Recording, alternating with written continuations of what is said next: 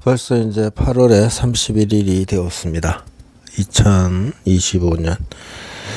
나는 이런 생각을 해요. 만년 전에 지구상의 인구는 얼마였을까? 그리고 20만 년 전에, 30만 년 전에. 그 시절에 과연 인구가 1만 명, 10만 명 시절이라고 합니다. 네안데르탈인이 어쩌니 그럽니다. 다른 어떤 인종도 있었다고 합니다. 현생 인류가 그 당시에 1만, 10만 정도 된다고 하는데, 그게 과연 우리가 어떻게 봐야 될까요? 고도로 발달된 문명이 있었을까요, 없었을까요? 나는 있었다고 봅니다. 초거대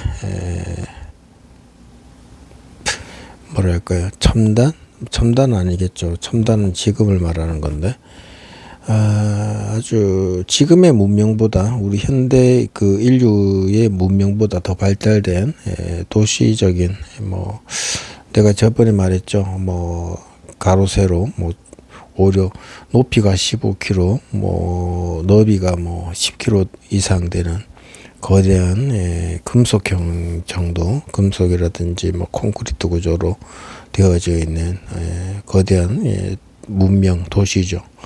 하나의 우주선 덩어리라고 보는 게 맞을 정도로 그런 시설 시스템으로서 살아가는 국가라고 할까요? 도시라고 할까요?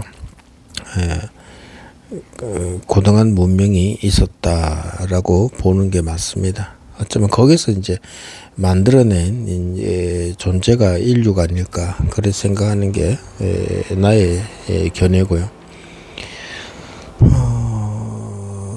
그렇게 만년, 10만년, 그래서 지구상의 그 인구가 1억이 넘어가고 전세 인구가 5천만 명 정도 된 시절도 있었고, 3천년 전쯤에는 이제 중국 대륙이 한 5천만 명, 그리고 나는 이렇게 생각합니다. 우리나라의 그 한반도 지형에 있어가지고 2000년 전에서야 비로소 당도된 땅이다. 당도된 거죠. 고구려 백제 신라라는 이름으로 문명이 접근을 한 것이고, 5만, 10만 그런 부류가 50만, 100만, 150만 이런 식으로 불어났겠죠. 그래서 고려시대, 고구려시대, 이제 고려시대, 조선시대 이런 식으로 왔겠죠. 대략적으로 봐도 그렇게 얼마 많지 않은 사람의 숫자가 지금은 한반도 남한만 해도 5천만 명 정도 되죠. 외국인들 피도 섞였으니까 4,800만은 이제 한국 땅에서 이제 불어난 인구수로 봐야 될 것 같고요. 남북한 따지면 굉장하죠. 일본은 한 1억 정도 되죠. 벌써 이제 45년, 50년경에 그렇게 된 거죠. 일본도 지금 1900년에서 이제 1910년, 20년, 30년, 40년, 10년 단위로 인구가 엄청났죠. 만주족도 그렇고요. 몽골 칭기스칸 시절도 그렇죠. 인구가 굉장합니다. 한 세대 30년이 인구 수가 엄청나게 불어나는 그런 현상들이 있습니다. 더군다나 그 자녀들이 어린 시절부터 건강하게 자라지만은 10대만 돼도 엄청나게 그 활동성 있고, 말 타고 무기를 다루는 것 등등이 엄청나죠. 갑옷 만드는 것도 제작하는 것도 몇 년 걸리고, 아주 정교하고 튼튼한 갑옷을 만들고. 자, 아무튼 그런 시절의 역사 속에서 오늘날에 이제 이런 미사일이 날아다니고 하는 이런 시절에 왔을 때게 이래 봅니다. 1800년경에 조선이 어느 정도 인구가 좀 늘었는데, 올해 1900년 가면은 인구가 막 줍니다. 안 좋은 일도 있었고 하지만은 정치적인 폐단이 인구수를 감소시켰다고 난 봅니다. 그러다가 1910년 정도에 한반도 인구가 1310만 명이니까 올해 조선 1800년대 1400에서 뭐 1700만 명의 숫자에 보면 뭐 3,400만 명이 확 줄어드는 거죠.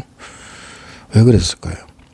인구라는 게 자연 출산이라는 것도 우리가 한 사람이 낳는 그 숫자가 뭐 7, 8명은 기본적으로 될 수밖에 없습니다. 낙태 그런 것도 별로 없고 또 이 사람이 자본이고 어떻게 보면 노동력이기 때문에 자녀의 출산은 오히려 상당히 장려가 될 수밖에 없죠. 그런 것이 이렇게 많이 줄어들었다는 게 뭡니까? 1910년대에. 그러던 것이 1920년, 30년을 보면은 우리 인구가 뭐 2,500만 명까지 막 이렇게 늘어나죠. 이제 일제 시대 속에서도 그 불과 뭐 몇 세대를 거쳐서 증가하던 것이 오히려 몇십 년 한 세대의 시간 속에서 훨씬 더 많이 증가했다는 건 뭡니까? 과학기술과 그 당시에 그 능력이 대단한 거죠. 일본의 그 팽창이라는 거는 1939년 제로선 비행기가 이제 첫 시험 비행을 했다지만 벌써 몇 년 전부터 계획을 하고 설계를 하고 제작을 한 거 아닙니까? 40년대만 되면 제로선이 그냥 대량으로 이제 수백 대가 날아다니죠. 그때 우리나라에도 평양에도 뭐 김포에도 대구든 사천이든 비행장이 만들어지고 했단 말이죠. 엄청난 일 아닙니까? 조선 사람들이 그 1940년이라고 칩시다.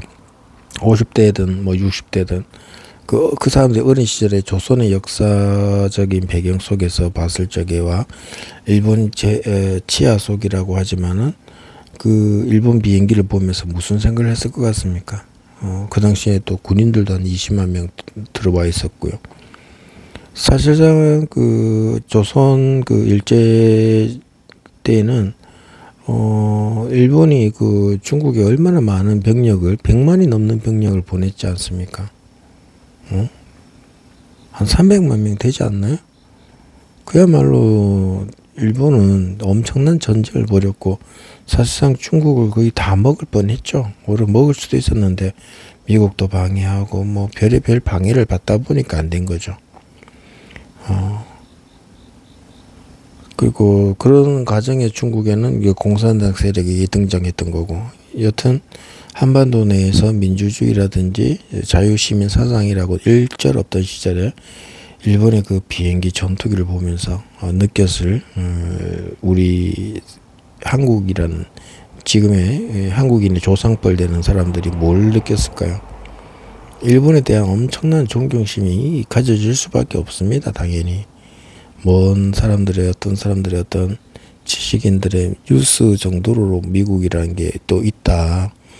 저쪽에 엄청난 우리나라에 30배 되는 엄청난 면적의 거대한 나라가 있고 대통령제를 시작한 나라가 있다 정도겠지만 당장은 일본이 가지고 있는 그런 엄청난 모습과 그리고 태평양 전쟁을 통해서 느꼈을 그 엄청난 것들, 사실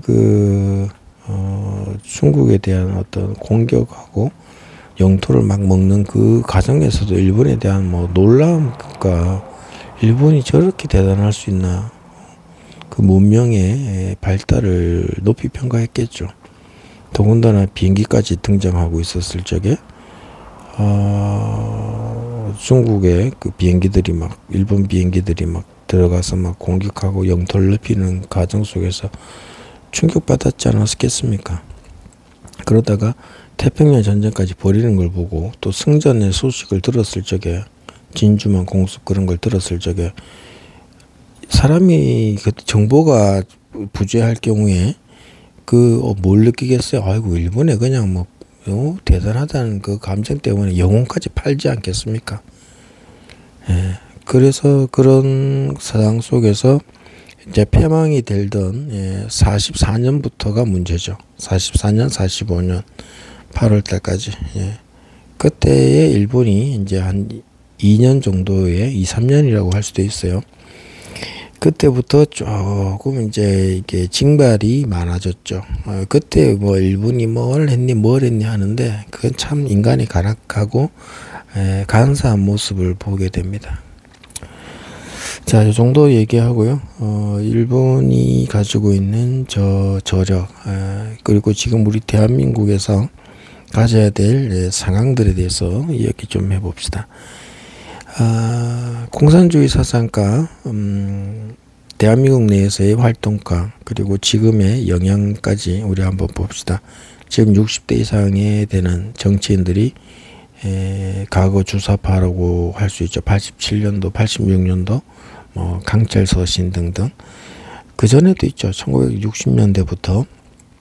그러니까 사실은 또 45년 해방이라는 개념과 건국의 과정 속에서 자익이라는 존재들이 가지고 있던 사상적인 흐름, 이런 것들을 우리가 몰라서는 안 됩니다. 대한민국에는 자유주의에 대한 사상이라고는 없다고 보면 됩니다. 사실은 북한에서 많은 사람들이 내려왔죠. 그 사람들이 사실은 반공을 이승만을 중심으로 반공연대를 만들었던 게 사실입니다.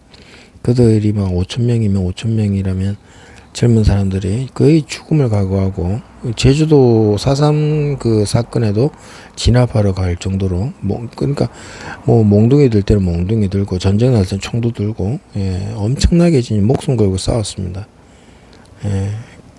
그러니까 반공에 대한 개념도 생겼고요. 또 이승만을 중심으로 뭉치기도 했던 거죠. 그러다 보니까 나라의 경제를 발전시킬 부분이 없었죠. 61년도까지. 그리고 또 정치라는 게 아주 개판이었죠. 민주주의 제도 내에서도 조선적인 가치관도 많았고, 여전히 기득권, 조선시대로의 획기적인 모습들, 심각했습니다. 오늘날은 이제 다시 민주당이라는 그 개념이지만 사실은 이제 주사파죠. 그들이 공산주의 사상과 함께 선전선동적인 마인드와 함께 오늘날의 정치를 거의 잡았는데, 이들의 정치 권력을 잡을 때까지 자유주의 사상이라고는 대한민국에 없었다. 오히려 윤석열의 그 계엄과 함께 그 신랄같이 흘러다니던 정말 그 거미줄의 그 한 줄기 같은 식으로 끊어졌으면은 맥도 없었을 그 자유민주주의가 지금에서야 나오고 있는 것 같아요. 나는 소련의 그 공산주의 사상과 그리고 중국의 공산주의, 그리고 북한의 공산주의 사상을 바라보면 이들만큼 아름다울 수가 있을까 정도입니다. 왜 그럴까요? 그들은 공산주의 사상으로 기존의 그 자본주의 속 민주주의 체제 속에 있는 모든 그 모순이죠. 어떻게 보면은 아주 억압과 착취라고 할 수도 있는 그런 거에 대한 아주 심판을 하는 거예요. 기존 체제의 아주 더러움을 막 적나라하게, 유물론이라는 개념보다는 그들은 종교를 뛰어넘는 지상천국을 만들고자 하는 인간의 노력으로 그 사상이 깔려 있다는 거죠. 그게 형이상학적인 개념 아닙니까? 그러면서도 그러기 위해서는 권력을 가져야 되니까 사람들이 좀 삐딱하죠. 솔직히 완전히 모순이죠. 그게 모순이죠. 권력을 위한 존재로서 살아가면서도 이 세상을 지상천국, 지상낙원, 인민들의 어떤 삶이 완전히 아름다워지는, 그게 이제 헛꿈이란 거죠. 개인은 개인적으로 자기가 공산주의 당원으로서 성장하고 주변을 설득하고, 그 과정은 뭡니까? 주변부의 그 기존 체계, 자유민 진영이면 자유진영을 깨트려 가면서, 무너뜨려 가면서 가는 거잖아요. 근데 공산주의 사상으로서의 세상 속에는 뭐가 있습니까? 천국이 되고 있나요? 없죠. 소련도 그렇게 망했죠. 그 봐요. 관리가 그래 되잖아요. 그러니까 결국 이제 붕괴를 선언할 수밖에 없고, 러시아는 거의 독재 국가가 되고, 요즘 공산주의 국가가 독재 국가가 되고 있습니다. 그죠? 독재 국가예요, 그게. 근데 대한민국의 어떤 대통령제라든지 이런 과정 속에서 부득이하게 장기라고 할 수 있는 집권을 가지고 무조건 독재로 보면 안 되죠. 나는 그래 봅니다. 올바른 후계자가 나오지 않을 때는 그 잘 지키고 있는 존재가 오래 할 수 있는 거죠. 왜 급에 그렇지 않습니까? 안정적인 인물로서 이제 나와야 되는데 우리 역사가 말해주고 있잖아요. 김대중, 김영삼이가 과연 올바른 존재들인가? 나라를 완전 후퇴시켰죠. 그리고 우리 지금 문제가 민주당을 다 척결해 버린다고 하더라도 자유민주적인 사상의 존재들이 없다는 거예요. 개인이 가지고 있는 시기 질투의 욕심들. 사실 인류의 인간들이 100억이 되든 80억이 되든 이들 속에 정말 대단한 존재들이 있나? 없다고 봅니다. 나는 30년 전부터 뭐 그전에도 사진 영상에 관심이 있었지만 결국 다양한 걸 좋아합니다. 그런데 상황심리라는 심리학을 만났습니다. 심리학이라는 건 결국 인간을 바라보는 것인데 인간을 바라보면서 오니까 인간들 중에 올바른 인간들이 없다는 걸 내가 느낍니다. 올바른 인간이 없는 세상 속에서 이들이 과연 뭘 하겠습니까? 이 이유가 바로 사상이 없다는 거예요. 자유진영 속에는 사상이 있어야 됩니다. 대한민국이라는 자유진영 사상 속에서 민주주의를 통해서 전 세계를 향하는 사상이 있어야 돼요. 전 세계를 이롭게 하고 전 세계를 뭐 천국으로 만들겠다는 이념이 있어야 되는 거예요. 근데 그런 이념이 없잖아요. 대한민국 민주주의 속에는. 미국의 그 민주주의의 발달사, 대통령제의 발달사 속에는 기독교 정신과 함께 세계 평화라든지 뭐 자유 박애 이런 게 있어요. 프랑스 혁명의 그런 정신 전도도 있겠지만 복음의 전도도 있겠지만은 미국은 미국대로의 그런 선민적인 희생적인 게 그 국가의 모토가 있어요. 진짜로. 근데 대한민국의 민주주의는 그런 정신이 있습니까? 대한민국 국민들이 대한민국을 통해서 전 세계를 이롭게 하고 천국을 만들겠다는 지상명령과 과제를 자유민주주의의 철학이요, 사상이요, 가치로서 받아들이고 있는 사람이 몇이나 있을까요? 대한민국 국민으로서 민주주의 삶을 산다는 것은 경제발전과 함께 뭐 전 세계를 이롭게 하겠다는 의식이 있습니까? 없잖아요. 이게 무슨 자유진영이라고 할 수 있을까요? 자유진영은 자기 지역만 잘 먹고 내 개인만 잘 먹고 잘 살자고 나오는 게 아닙니다. 민주주의도 공산주의 사상과 똑같이 내 나라가 전 세계 가장 아름다운 평화적인 뭐 이런 개념으로 천국을 만들겠다는 경쟁입니다. 경쟁. 근데 대한민국에는 없잖아요. 단지 지금 좌파들이 공산주의 사상으로 계급화를 만들고 있으니까 또 이제 경제가 다 무너지고 있으니까 여기에 대해서 저항하고 있는 거지. 진짜 대한민국 자유민주주의 사상을 통해서 지상을 이롭게 만들고 천국을 만들겠다는 게 있습니까? 종교를 초월해서 정치와 생활과 기본적인 관념으로서 우리가 잘 살고자 하는 어떤 의지가 있습니까? 아니잖아요. 물질에 빠져가지고. 과거에 자기 집 없던 사람들이 자기 집을 갖고 지금 엉망이잖아요. 내가 겪어보니까 그래요. 심각하게 문제가 많습니다. 그래서 대한민국에는 자유민주주의 사상과 함께 인류를 위한 길을 이제부터 선택을 해야 됩니다. 시작을 해야 됩니다.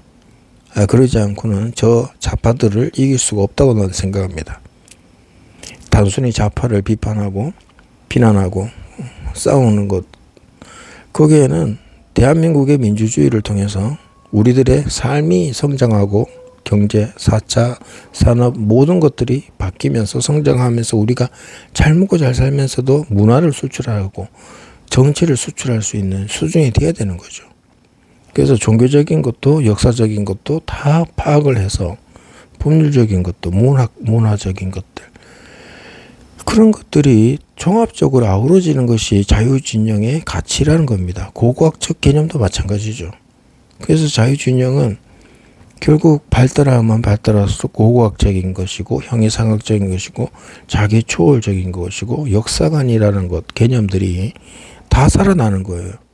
근데 지금 우리는 어떻습니까? 대화할 수 있는 능력도 안 되는 존재들 아닙니까? 소통을 어떻게 하는 방법이 뭔지도 모르지 않습니까? 표현력에 더 아름다운 그 극대화, 자연스러운 성장이 없지 않습니까? 대한민국의 발전은 이제는 국민 각자들이 자기 노력과 함께 서로가 화합이 되는 시대로 가야 됩니다. 서로의 연결성이 이루어지는 거죠. 그런 것도 기본적인 전제가 바로 사상입니다. 사상. 이념이죠. 영혼이죠.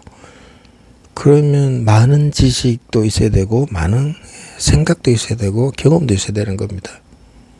거기에 물질도 포함되는 거죠. 그런 성장 없이 우리가 지금을 산다면은 결국 마음의 잣대와 그 힘이 얼마나 크냐, 누가 더 크냐와 함께 쪽수입니다. 그래서 이상적인 개념을 가지면은 모든 사람을 통합시킬 수가 있습니다. 왜냐? 모든 인간이 가지고 있는 공통성이 있어요. 영혼이 있죠, 육체가 있죠, 생각이 있죠. 그런 게 있습니다. 뭐 잔해 운해 하지만은 전두엽도 있고요, 측두엽도 있고요, 두정부도 있고요, 뇌하수체도 있고요, 우리 시각도 있고요, 청각도 있고요, 촉각도 있습니다. 뇌는 그런 걸로 바뀌는 거예요. 그래서 나는 확실히 말합니다. 우리가 기독교 정신을 초월해야 된다는 거. 기독교 정신이 모토가 될 수는 없어요.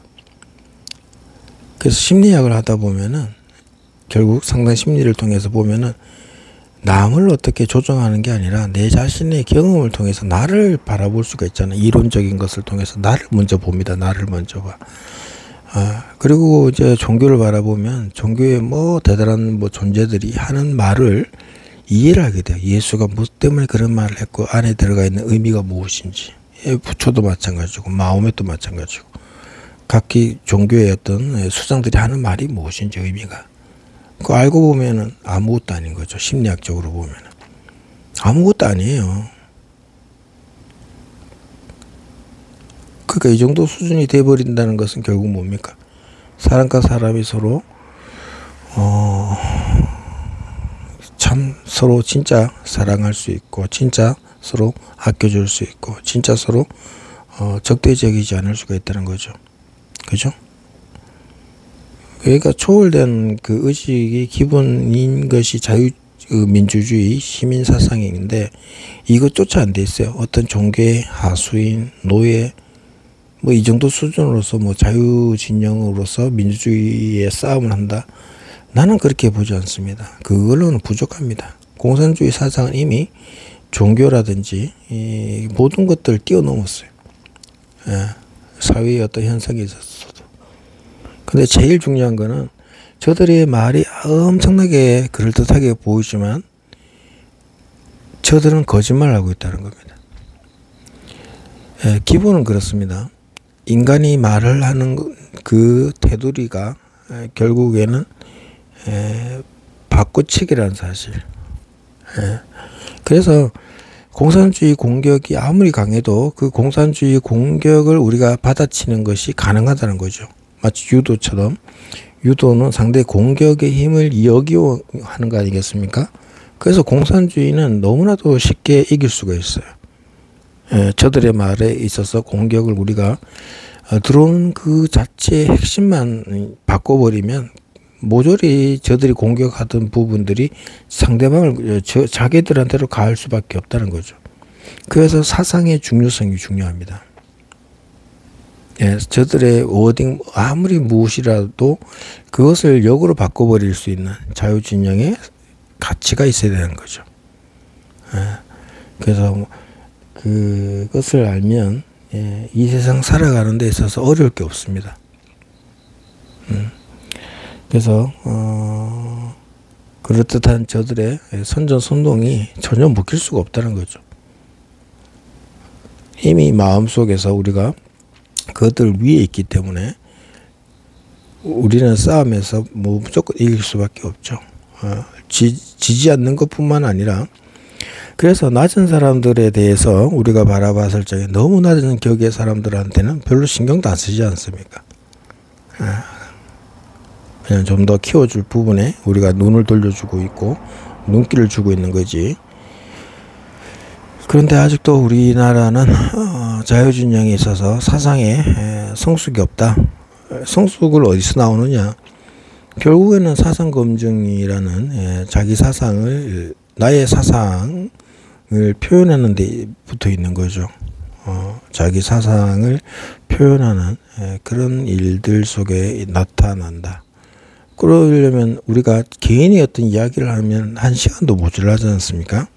내가 어떻게 태어났고 어떤 경험을 했고 사상적으로 이렇게 왔습니다, 이렇게 느낍니다. 이거 1시간, 2시간도 부족해요. 근데 그런 걸 뭐 어떤 뭐 집회에 가서 뭐 최소한 뭐 30분, 15분 한다 그러면 그거 어떻게 언제 다 듣습니까? 그죠? 중요한 핵심 2, 3분에 끝내야 되는 게 집회에서의 말인데. 우리가 1분에 글자로서 이제 나올 수 있는 게 한계가 있습니다. 1초에 뭐 4, 5자를 쓸 수 있다든지 4, 5개의 단어를 말할 수 있다든지 뭐 그렇게 한계성이 있단 말이죠. 그래서 우리가 뭐 1분에 어느 정도 연설문은 몇 자 정도가 된다 이런 게 나오지 않습니까? 그러니까 유튜브를 통해서 우리가 자기들의 사상이라는 것, 나의 사상이라는 제목으로 유튜브를 해야 돼요. 자유시민들은 굳이 그런 걸 안 하면 안 되는 거죠. 요즘 시대는 내가 우파 운동을 한다, 나는 우파다, 아니면 내가 시민이다. 그냥 시민일 경우에 다 해야 돼요. 난 그래서 한국형 유튜브가 있었으면 좋겠어요. 제한 없이. 유튜브는 뭐 구글 뭐시 그래가지고 굉장히 그 제한이 많거든요. 근데 한국형 유튜브는 한국 정부가 서버를 관리함으로써 뭐 이렇게 좀 더 유연하고 그럴 수 있으면 좋겠습니다. 그래서 거기에서 진짜 여론이 나왔으면 좋겠고요. 힘이 모아졌으면 좋겠습니다. 그러나 그런 건 없죠. 그건 정부가 해야 되고, 또 자유진영이라는 것이 이 대한민국의 사상으로 뿌리를 박아야 돼요. 그래서 대한민국에는 대한민국이라는 개념으로서 사상이 정착이 돼야 돼요. 여기에는 뭐 다른 사상이 들어올 수가 없죠. 뭐 억지로 강제가 아니라는 거예요. 너무 순수하다, 너무 강력하다. 그렇습니다. 강력한 사상이니까 다른 사상들이 아무리 옆에 오면은 그 사상을 흡수해 버리면 되겠죠. 그죠? 대한민국에는 이제 샤머니즘까지 넘어선 자유민주주의의 바탕이 이제 만들어져야 됩니다. 그렇습니다.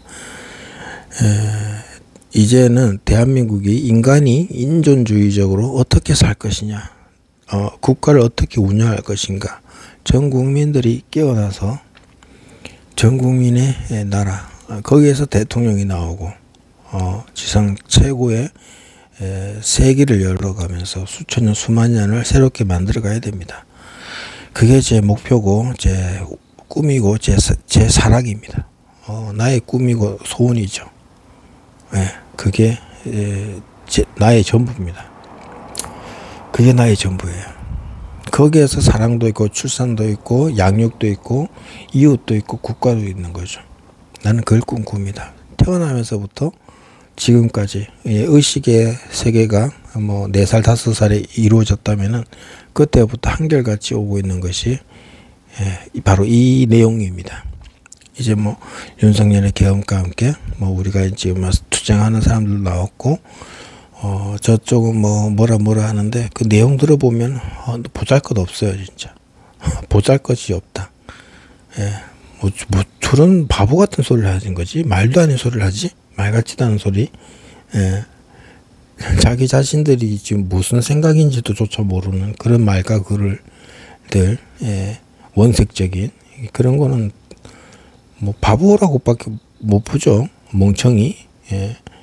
그러니까 그런 거는 생각할 가치도 없는 것이고, 자유우파 시민들도 종교를 초월해서 정도의 그거를 지금 드러내야 되겠죠. 그럼 내가 그것들을 가르쳐라 그러면은 그건 이제 앞으로 이제 시간을 두고 가야 되겠습니다만, 사람들은 일단 좀 다 무지하고 무식합니다. 그렇습니다. 그래서 거짓과 사이비 가짜들이 그 후광 효과, 각인 효과, 그리고 재반복의 효과로 사기를 치는 거죠. 우리는 그런 걸 뛰어넘어서 진정한 리더를 볼 수 있는 눈, 그런 것들이 갖추어져야 된다, 그렇게 봅니다. 그렇습니다. 여기까지 하고요. 다음에 또 한번 이야기할 기회가 왔으면 좋겠습니다.